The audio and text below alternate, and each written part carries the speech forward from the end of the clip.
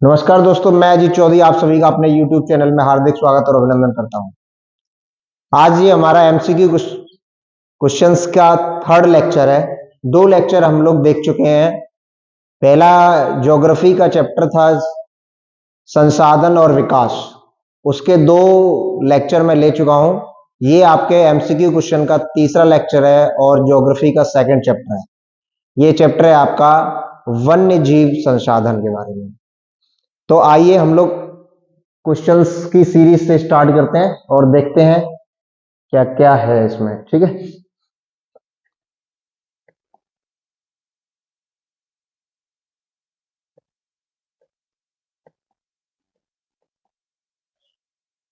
पहला प्रश्न है आपका, इनमें से कौन सी टिप्पणी प्राकृतिक वनस्पति और प्राणी जात के ह्रास का सही कारण है? ह्रास का सही कारण नहीं है करना, नहीं है, ह्रास का सही कारण नहीं है। इनमें से कौन सी टिप्पणी प्राकृतिक वनस्पति जात और प्राणी जात में ह्रास का सही कारण नहीं है? आपका फर्स्ट ऑप्शन है कृषि प्रसार, सेकंड ऑप्शन है वृहद स्तरीय विकास परियोजनाएं, तीसरा है पशु चारण और ईंधन लकड़ी एकत्रित करना, और चौथा है तीव्र औद्योगिकरण और शहरीकरण। आप ये देखोगे कि जिसमें जो प्रकृति वनस्पति है और प्राणी जितने भी वन्य जीव जानवर हैं उनको नुकसान किस किस के माध्यम से हो रहा है। आप कृषि का प्रसार करेंगे तो आपको पेड़ काटने पड़ेंगे, पेड़ काटने के बावजूद ही कृषि का प्रसार हो सकता है, क्योंकि आपको कृषि के लिए सबसे पहले आपको खेत की आवश्यकता होगी, बंजर भूमि होगी या खेत जिसमें पेड़ पौधे उपज रहे होंगे, उनको काट करके खाली करना पड़ेगा और उसमें आपको खेती करनी पड़ेगी। तो ये आपका नहीं होगा। वृहद स्तरीय विकास परियोजनाएं, जो वृहद स्तरीय सरकार द्वारा राज्य सरकारों चाहे केंद्र सरकारों जो परियोजनाएं लगाई जाती हैं उनमें काफी मात्रा में वन्य जीव और वनस्पति का नुकसान होता है, क्योंकि जिस क्षेत्र में वो लगाई जाती हैं उस क्षेत्र के जो जानवर रहते थे, उस प्राकृतिक आवास था, उनका वो नष्ट होने का खतरा सबसे बना रहता है। और आप देखोगे जो पेड़ पौधे काटे जाते हैं उनका भी बहुत ज्यादा नुकसान होता है। तो ये आपका सेकंड भी गलत होगा, फर्स्ट भी हो जाएगा। अब आपका पशु चारण और ईंधन लकड़ी एकत्रित करना, और चौथा है तीव्र औद्योगिकरण और शहरीकरण। ये देखोगे आप, तीव्र औद्योगिकरण, औद्योगिकरण का मतलब होता है उद्योगों का विकास। तो आप उद्योगों के विकास, उद्योग लगाने का मतलब ये है कि आप जो है वहां की जो वनस्पति है और प्राणी है उन सबको नुकसान पहुंचाने का कार्य कर रहे हैं। शहरीकरण का मतलब ये हो गया कि आप शहरों को बढ़ावा दे रहे हैं। शहरीकरण के माध्यम से शहरों को बढ़ावा मिलेगा, जिससे हम लोग वहां के शहरों में जो जंगल वगैरह जो आसपास के थे उनको काट करके शहर गांव बसाने का प्रयास, शहर बसाने का प्रयास किया जाता है। तो आपका ऑप्शन क्या सही होगा? पशु चारण और ईंधन लकड़ी एकत्रित करना।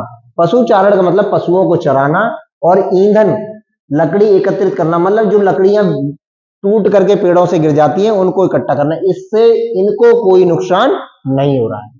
तो आपका आंसर क्या होगा? थर्ड। ठीक है,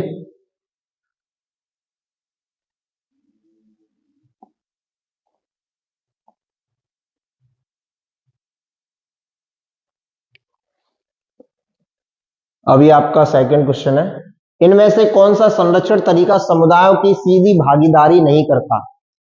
ये पूछ रहा है कि जो कौन सा ऐसा संरक्षण का तरीका है, संरक्षण का, जो समुदायों की सीधी भागीदारी नहीं करता। जो जहां वहां के जो लोग, लोकल के लोग रहते हैं उनको, या दूसरे जगह क्षेत्र के जो लोग रहते हैं उनको वो वहां पर संरक्षित करने के लिए उनको इकट्ठा करने की आवश्यकता नहीं है। तो आप देखोगे संयुक्त वन प्रबंधन। तो संयुक्त वन प्रबंधन का मतलब ये हो गया, संयुक्त मतलब ज्वाइंट दे रखा है, दो ज्वाइंट कैसे होगा? आप यदि वन विभाग, इसमें संयुक्त वन प्रबंधन क्या था? वन विभाग प्लस जो लोकल समुदाय है, और जो लोकल समुदाय है उसके माध्यम से एक आंदोलन चलाया गया या एक प्रबंधन चलाया जा रहा है, उसको हमने बोला गया है संयुक्त वन प्रबंधन। और इसमें देखो संरक्षण समुदाय की भागीदारी नहीं करता है, क्वेश्चन पूछ रहा है, और इसमें क्या समुदाय की भागीदारी हो गई, लोकल समुदाय की भागीदारी हो रही है। वन विभाग प्लस लोकल समुदाय मिलकर के दोनों भागीदारी कर रहे हैं। आप इसमें सेकंड ऑप्शन है बीज बचाओ आंदोलन। बीज बचाओ आंदोलन का मतलब ये हो गया, ये जो है बीज बचाओ आंदोलन, ये आपका विजय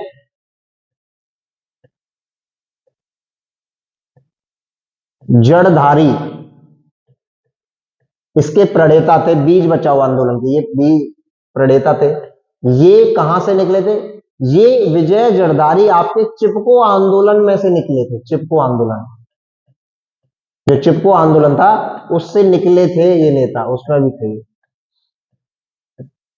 तो ये बीज बचाओ आंदोलन विजय जड़धारी द्वारा चलाया गया एक आंदोलन है, जिसमें जो हमारे प्राचीन जो परंपरागत बीज है, इसमें क्या दे रखा है कि जो परंपरागत बीज है, इसमें दे रखा है जो परंपरागत बीजों का संरक्षण किया जाता है, बीजों का संरक्षण किया जाता है।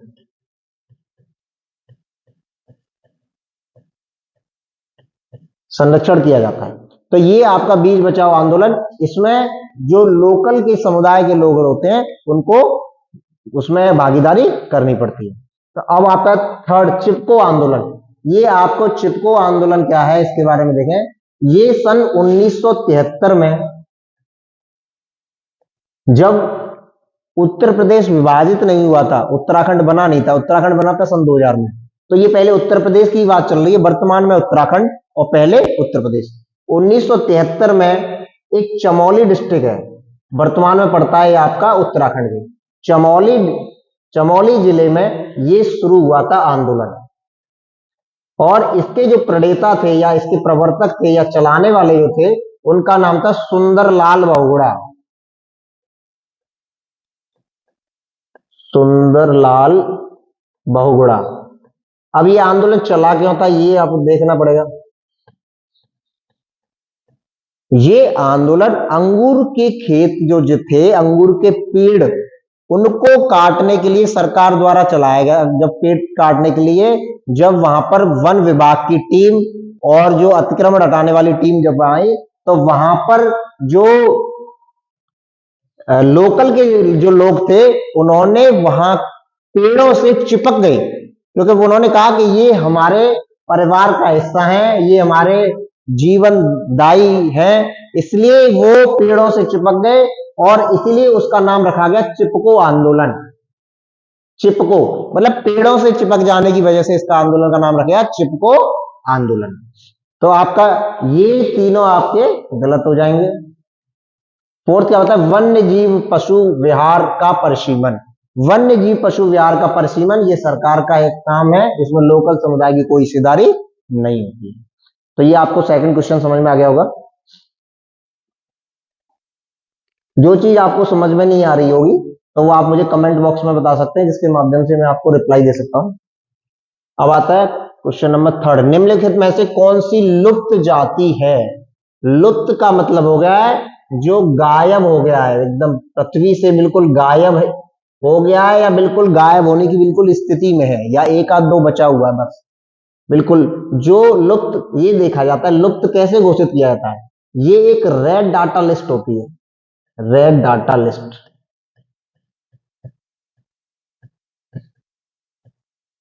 वो जब रेड डाटा लिस्ट निकाली जाती है जिसमें जानवर गायब हो जाते हैं, उस लुप्त जाति में रख दिए जाते हैं। तो आप देखें, एशियाई चीता, निकोबारी कबूतर, एशियाई हाथी, काला हिरन। तो आप इसका आंसर ये काला हिरन गलत होगा, एशियाई हाथी गलत होगा, निकोबारी कबूतर गलत होगा, आपका आएगा एशियाई चीता। आप देखोगे एशियाई चीता जो एशिया महाद्वीप में दिखाई देता था वो वर्तमान में दिखाई नहीं देता है। तो इसका मतलब यह है लुप्त जाति।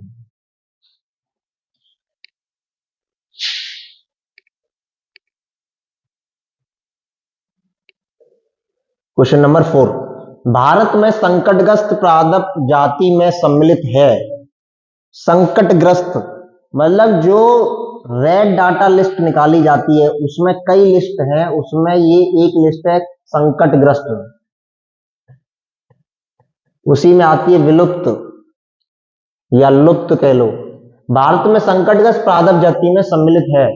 तो आप ये देखोगे संकटग्रस्त मतलब जब ज्यादा स्थिति खराब हो रखी, पेड़ मतलब खतरे के कगार पे है, तो इसका मतलब है कि आम नहीं है, आप पर्याप्त मात्रा में भारत में पाया जाता है, सागौन भी पाया जाता है, शीशम भी भारत में पाया जाता है, आपका आंसर होगा चंदन।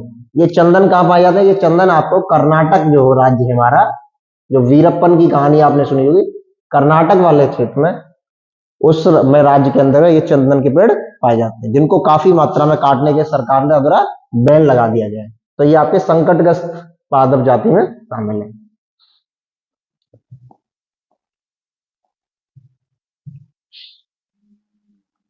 आपका क्वेश्चन नंबर 5, जीव विविधता के कृत्रिम आवासीय संरक्षण का उदाहरण है।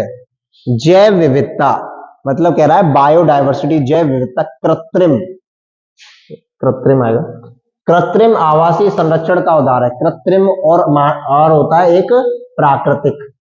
कृत्रिम का मतलब ये हो गया जो मानव द्वारा बनाया गया है, जो मानव द्वारा बनाया गया है,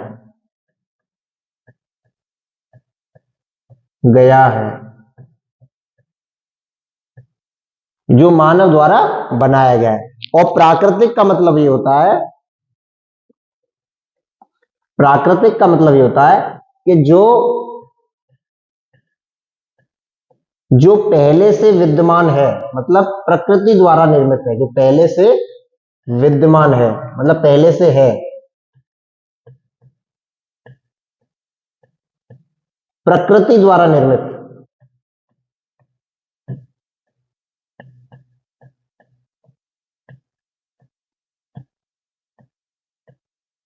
अब ये दिख रहा है अभयारण्य, राष्ट्रीय उद्यान, जीवमंडल कोष, बायोस्फीयर रिजर्व, और चौथा है चिड़ियाघर। आप ये देखोगे अभयारण्य का मतलब ये हो गया कि जो छोटे एक जानवर के लिए संरक्षित किए गए क्षेत्र जो है वो वन्य जीव अभयारण्य में आते हैं।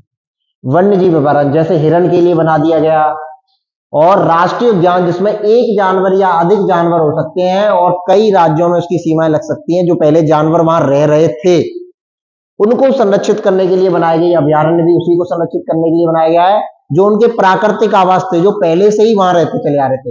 राष्ट्रीय उद्यान भी वही है, और जीव मंडल बायोस्फीयर रिजर्व ये दोनों से बड़ी, ये इन दोनों से बड़ा होता है। तो ये बायोस्फीयर रिजर्व, इसको जीव मंडल कोष भी आप बायोस्फीयर रिजर्व भी बोलते थे। अब आता है चिड़ियाघर, तो ये आपका पहला गलत होगा, दूसरा गलत होगा, तीसरा आपका आंसर होगा चिड़ियाघर। तो चिड़ियाघर कैसे होगा? चिड़ियाघर आप देखोगे जू जो है होता है वो मानव द्वारा निर्मित है। आप देखोगे दिल्ली का चिड़ियाघर जो है वो सरकार द्वारा बनाया गया है। आप कोलकाता के चिड़ियाघर को देखें, देहरादून के चिड़ियाघर है, नैनीताल में जो चिड़ियाघर है वो सब बनाए गए हैं, वो किनके द्वारा बनाए गए हैं? वो सरकारों द्वारा बनाए गए। तो इसका मतलब यह है कि वहां पे जानवर पहले से नहीं रह रहे थे, जानवरों को ला करके बाहर से यहां पर रखा जाता है, क्योंकि आप लोग उसको देख सकते हैं। ठीक है, कृत्रिम आवास की बात की जा रही थी, मतलब बनाया गया, तो क्या बनाया गया? चिड़ियाघर। ठीक,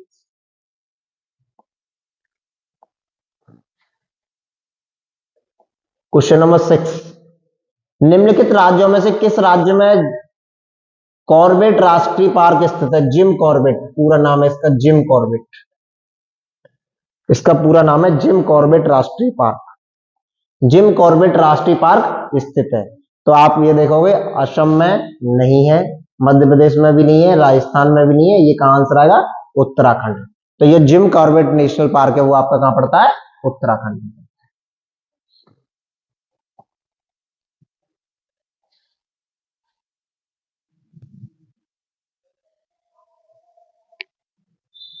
भारत के किस, क्वेश्चन नंबर 7, भारत के किस राज्य में स्थायी वनों के अंतर्गत सबसे अधिक क्षेत्र है?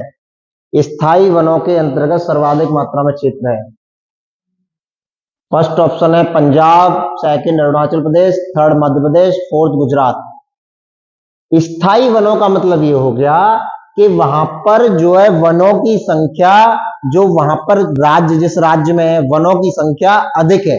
तो आप देखोगे पंजाब में भी इतनी मात्रा में नहीं है, अरुणाचल प्रदेश में भी नहीं है, गुजरात में भी नहीं है, आपका आंसर आएगा मध्य प्रदेश। मध्य प्रदेश में भारत में सर्वाधिक मात्रा में राज्य में जिसमें वन पाए जाते हैं वो है मध्य प्रदेश।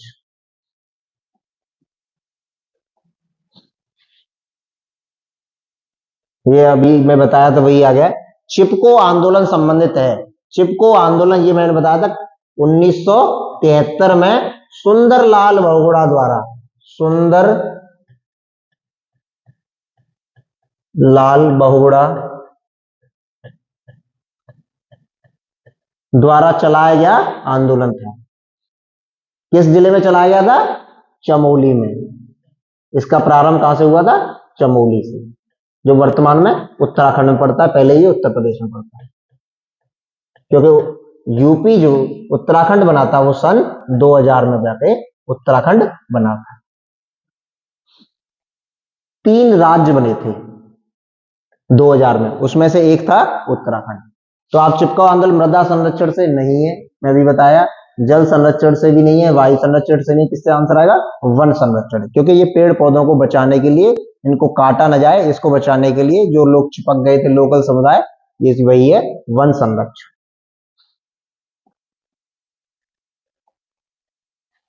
क्वेश्चन नंबर 9, सुंदरवन राष्ट्रीय पार्क किस राज्य में स्थित है? सुंदरवन राष्ट्रीय पार्क किस राज्य में स्थित है? आप ये देखोगे सुंदरवन जो राष्ट्रीय पार्क है, सुंदरवन एक पादप पाया जाता है, सुंदर, ये एक पौधा है जो पश्चिम बंगाल में पाया जाता है, उसी के नाम पर जगह का नाम पड़ा है सुंदरवन राष्ट्रीय पार्क। तो ये आपका कहां पे पड़ेगा? असम नहीं होगा, उड़ीसा भी नहीं होगा, मध्य प्रदेश नहीं होगा, आंसर क्या आएगा? पश्चिम बंगाल।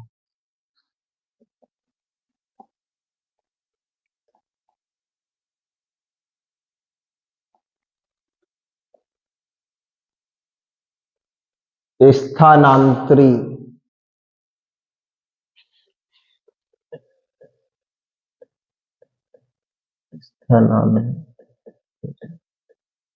स्थानांतरी कृषि को पूर्वोत्तर भारत में किस नाम से जाना जाता है? पूर्व और उत्तर दोनों को मिलकर नाम बनता है पूर्वोत्तर। इसमें आपके 7 सिस्टर राज्य जाते हैं, 7 सिस्टर, 7 सिस्टर जो राज्य जाते हैं वो पूर्वोत्तर भारत का हिस्सा है। ये आपका ए ऑप्शन है झूमिंग कृषि, सेकंड आदिम कृषि, तीसरा है मिल्पा कृषि, चौथा है डालमा कृषि। आप ये देखोगे जो पूर्वोत्तर भारत में स्थानांतरी कृषि, स्थानांतरी कृषि क्या है पहले ये देखो, इसको इंग्लिश में बोलते हैं शिफ्टिंग एग्रीकल्चर,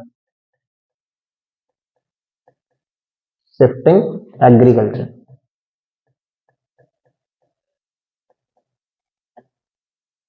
इसमें जब इंग्लिश में आप देखोगे शिफ्ट का मतलब होता है एक जगह से आगे बढ़ जाना या दूसरी जगह हट जाना, शिफ्ट हो जाओ, आप बोलते हो ना किसी जगह शिफ्ट हो जाओ थोड़ा सा, तो शिफ्टिंग एग्रीकल्चर मतलब जो वहां पर जो जनजाति रहती है, वहां पर जब आप देखोगे पूर्वोत्तर भारत में सर्वाधिक मात्रा में जनजातियां पाई जाती हैं, तो जनजाति क्या करती थी, जनजाति वहां पर जो लोकल ये जनजातियां हैं वो एक बहुत बड़े, मान लीजिए ये आपका काफी बड़ा एक जंगल हो गया, ये जो है जंगल में क्या करेंगे, जे वो यहाँ पर जो पेड़ पाए जाएंगे, आसपास के जो पेड़ होंगे इतने बड़े क्षेत्र में आसपास, वहां पेड़ों को सबको काट दिया जाएगा और काट करके वहां पर फिर वो खेती करते हैं, और खेती करने के बाद फिर उसको जब खेती हो जाती है तो उसको जला देते हैं। तो इतने मात्रा फिर यहाँ से शिफ्ट हो जाएंगे, फिर वो यहाँ पहुंच जाएंगे, फिर यहाँ पे जला देंगे, फिर यहाँ पे पहुंच जाएंगे, ऐसे करके वो काफी जंगलों में काफी नुकसान पहुंचाते हैं। तो ये स्थानांतरित कृषि को सरकार ने अब वर्तमान में बैन कर दिया है, इस पर प्रतिबंध लगा दिया है। तो स्थानांतरित कृषि को पूर्वोत्तर भारत में हम लोग झूमिंग कृषि के नाम से जानते हैं। आंसर क्या आएगा? झूमिंग कृषि, या इस झूमिंग भी बोल सकते हैं और इसको झूम भी बोलते हैं, झूम कृषि, झूम कृषि के नाम से भी बोलते हैं। सर्वाधिक मात्रा में जो झूम कृषि की जाती है वो आपके नागालैंड में की जाती है, पूरे भारत के अंदर सर्वाधिक मात्रा में जो कृषि की जाती है वो है नागालैंड में। ठीक, तो इतना एक डीपली नहीं पूछेगा, तो आपसे क्वेश्चन जो है सिर्फ ये पूछ लेगा कि पूर्वोत्तर भारत में किस स्थानांतरित कृषि को किस नाम से जानते हैं, तो क्या आएगा? झूम कृषि, या इंग्लिश में शिफ्टिंग एग्रीकल्चर।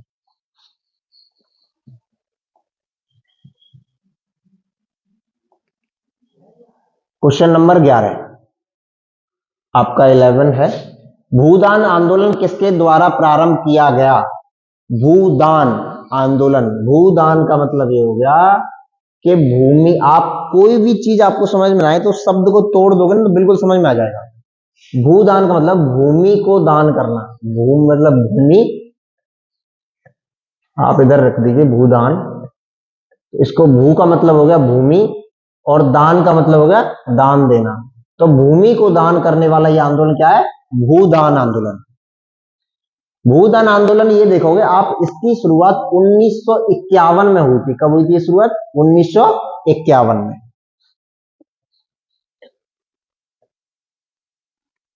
1951 में इसकी शुरुआत हुई थी और 1951 में आप देखोगे इसके जो प्रवर्तक थे, प्रणेता थे, जिन्होंने चलाया था, उनका नाम था आचार्य विनोबा भावे। आचार्य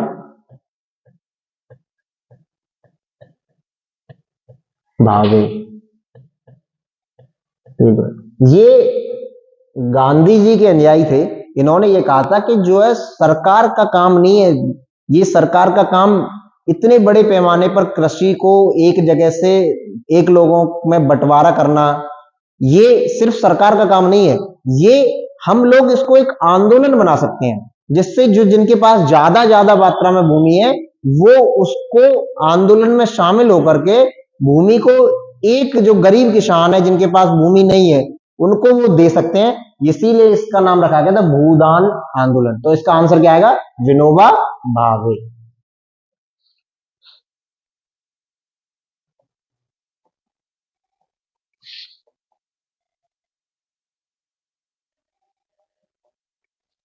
वन्य जीव अधिनियम किस वर्ष लागू किया गया? फर्स्ट ऑप्शन है 1972, 1974, 1976 और 1980। आपका आंसर आएगा 1972। पूरा नाम वन्य जीव अधिनियम 1972। पूरा जब आप नाम लोगे तो क्या लोगे? वन्य जीव अधिनियम 1972।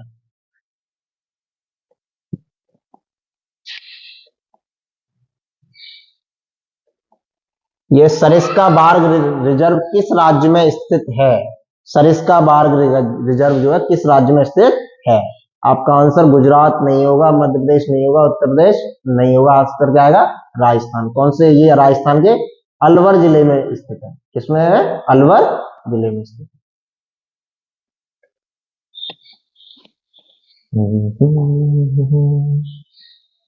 ग्रीन इंडिया मिशन किस वर्ष में आरंभ किया गया था?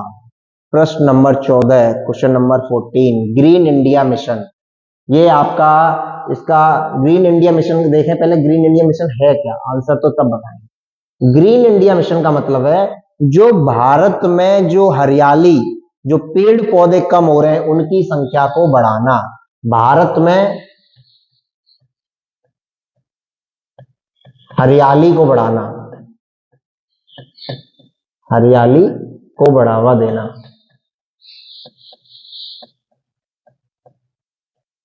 ये क्या है? Green India mission. मतलब पेड़ लगाना, सबसे बड़ी बात आ गई, पेड़ लगाना। और जो जितने भी जो है आपके जो टॉक्सिन्स पदार्थ जो निकलते हैं, प्रदूषण निकलता है, उनको कम करके हरियाली को बढ़ावा देना, ये आपका ग्रीन इंडिया मिशन। ये कब शुरू हुआ था? ये शुरू हुआ था आपका 2014 में। ठीक है, ये ध्यान रखना आपको।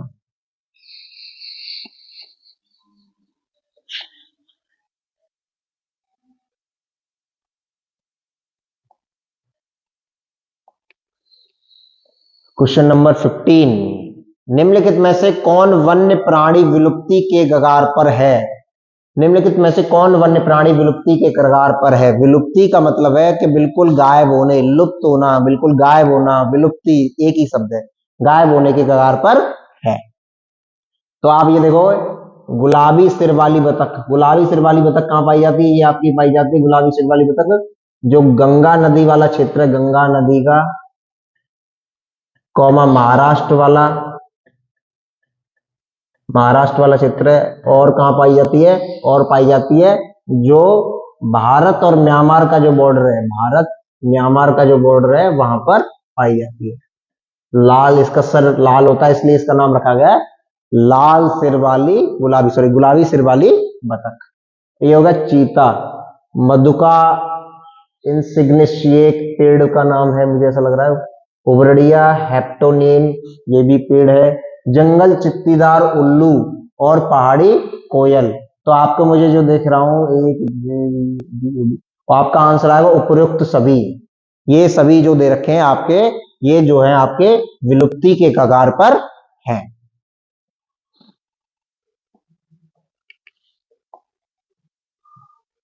अब आप क्वेश्चन नंबर 16, निम्नलिखित में से कौन एक सुभेद्य जातियों का उदाहरण नहीं है?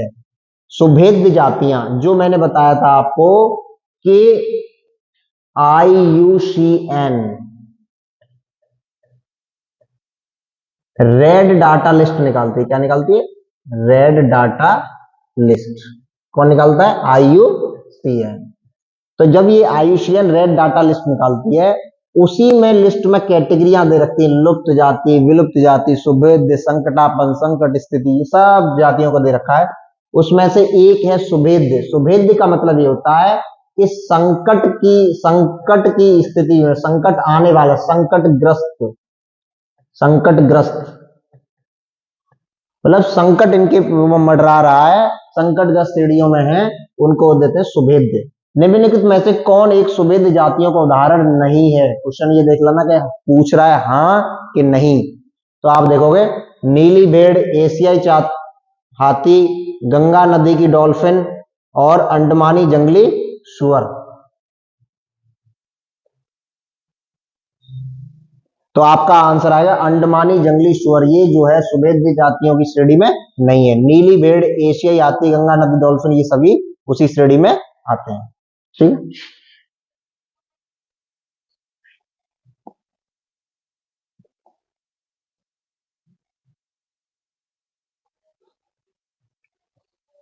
क्वेश्चन नंबर 17, निम्न में से कौन सा वन सरकार के प्रबंधन क्षेत्र में शामिल नहीं है? क्योंकि ये वनों का प्रबंधन करने का काम तो सरकार का ही है। आरक्षित वन, तो ये पूछ रहा शामिल नहीं है। तो आप देखोगे आरक्षित वन। आरक्षित वन क्या होते हैं? आरक्षित वन आप देखोगे, आरक्षित वे वन होते हैं जिनको सर्वाधिक मात्रा में सुरक्षित किए जाने की आवश्यकता है।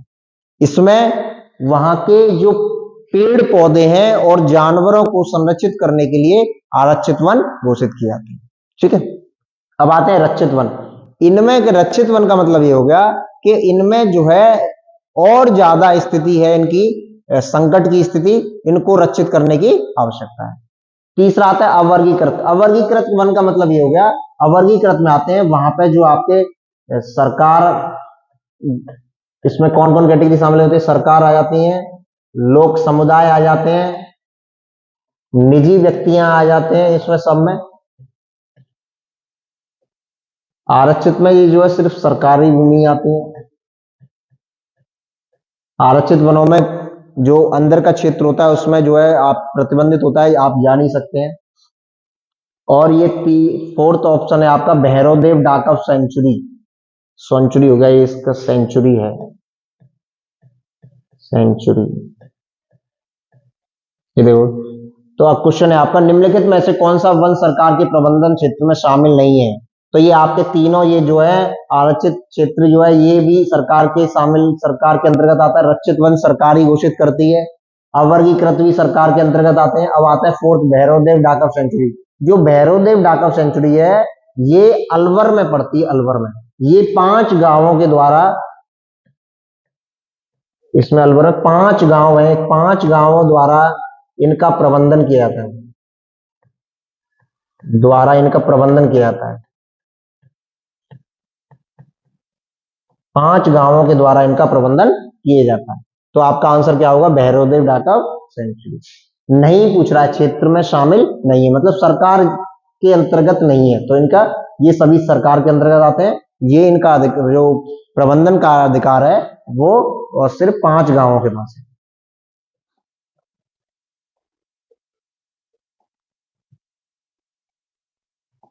क्वेश्चन नंबर 18, निम्न में से जंतु स्थानिक जातियों के उदाहरण में शामिल है? स्थानिक जातियां, स्थानिक जातियां क्या होती है पहले ये समझ लीजिए आप। स्थानिक जातियों का मतलब ये हो गया वे जातियां जो उसी स्थान पर पाई जाती हैं, उन्हीं स्थान के नाम पर उनका नाम रखा गया है, वही वे स्थानिक जातियां कहलाती हैं। मतलब वहां के नाम, जगह के नाम, मतलब जगह के नाम पर उनका नाम रखा गया, जगह के नाम पर जानवरों का नाम रखा गया है, जानवरों का नाम रखा गया है।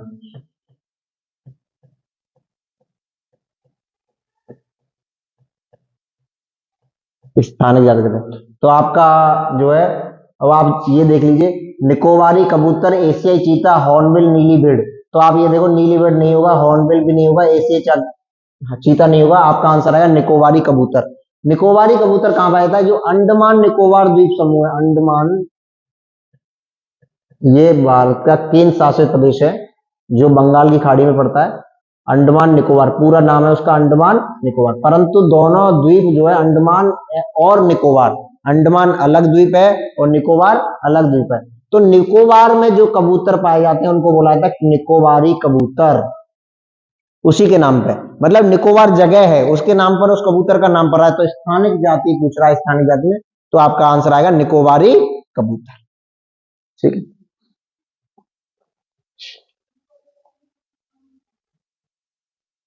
अब आ गया आपका क्वेश्चन नंबर 19।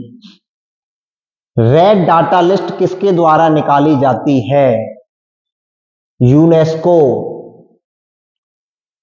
सेकंड IUCN,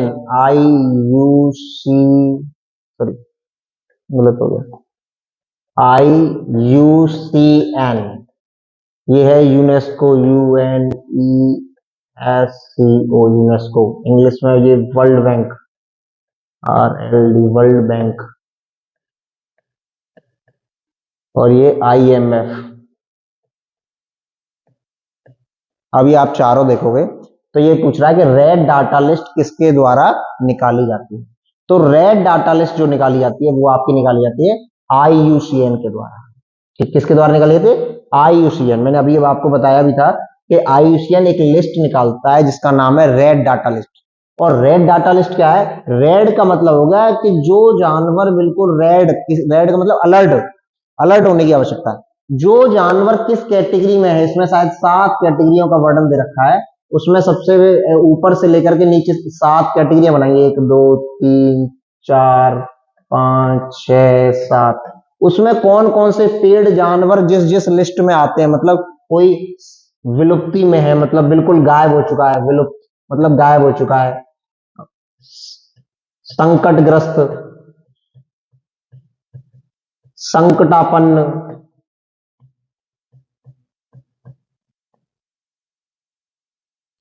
और सुभेद, इस प्रकार से ये लिस्ट दे रखी है। उसमें जो है ये ऐसे लिस्ट में, उसमें जानवर और पेड़ पौधे दोनों को दे रखा है। उसमें लिस्ट में निकाला जाता है कि इन जानवर जो पृथ्वी पर पाए जाते हैं वो अलग अलग देशों में उनकी स्थिति कैसी है।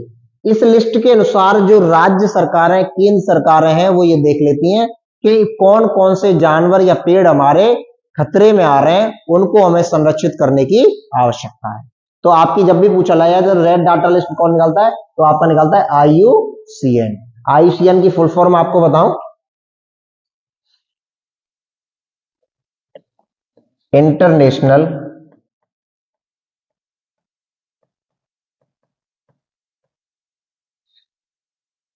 Union conservation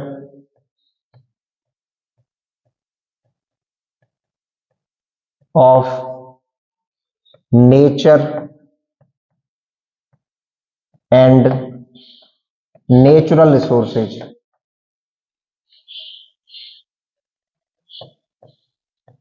natural resources.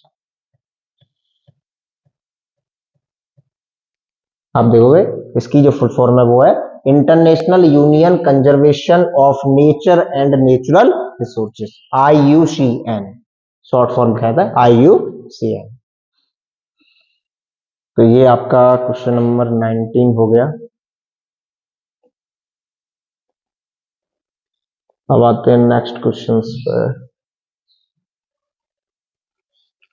देश में सर्वाधिक वन क्षेत्रफल वाला राज्य कौन सा है? इसका मतलब होगा कि किसी राज्य को हम लोग 100% मान लिया जाए, किसी राज्य की सीमा को, उसमें से सर्वाधिक 100% में सर्वाधिक मात्रा में, या सॉरी ये तो परसेंटेज बता रहा हूं मैं, इसमें ये पूछ रहा, परसेंटेज नहीं पूछ रहा, इसमें देखना है देश में सर्वाधिक वन क्षेत्रफल वाला राज्य का मतलब होगा कि जो उसका राज्य है उसमें सर्वाधिक मात्रा में, ज्यादा मात्रा में कौन सा जो पेड़, मतलब ज्यादा मात्रा में पेड़ लगे हुए हैं। तो ये आपका देश में सर्वाधिक वन क्षेत्रफल वाला राज्य कौन सा है?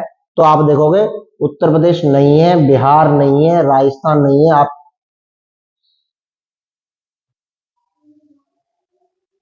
सर्वाधिक मात्रा में पूछेगा तो इसका आंसर इसमें ये हो गया, आप महाराष्ट्र काट करके मध्य प्रदेश होना चाहिए, मध्य प्रदेश। आपका आंसर आना चाहिए मध्य प्रदेश। देश में सर्वाधिक वन क्षेत्रफल वाला राज्य कौन सा है? मध्य प्रदेश। जो मध्य प्रदेश में सर्वाधिक मात्रा में क्षेत्र, जो फॉरेस्ट कवर्ड एरिया है, जो वन आरक्षित क्षेत्र है, या कहोगे कि वन की संख्या है, पेड़ों की संख्या है, वो सर्वाधिक मात्रा में पूरे विश्व देश में सर्वाधिक मात्रा में किसमें पाई जाती है? मध्य प्रदेश में। तो आपका जो ये आंसर पूछे कि देश में सर्वाधिक वन क्षेत्रफल वाला राज्य कौन सा है, तो आपको क्या लगाना है? मध्य प्रदेश। देश में सर्वाधिक मात्रा में पेड़ पौधे जो आपको मध्य प्रदेश में पाए जाते हैं।